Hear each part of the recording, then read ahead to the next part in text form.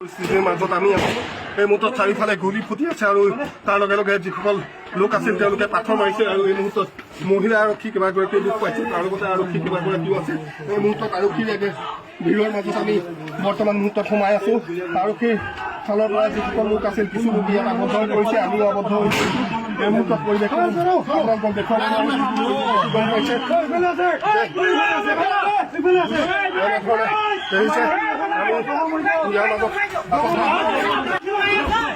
আৰক্ষীৰ মাজত সোমাই আছো আৰু এনেধৰণে আমি দেখুৱাবলৈ চেষ্টা কৰিছো যিসকল লোক ইয়াত দুগৰাকী আৰক্ষীৰ লোক হৈছে আৰু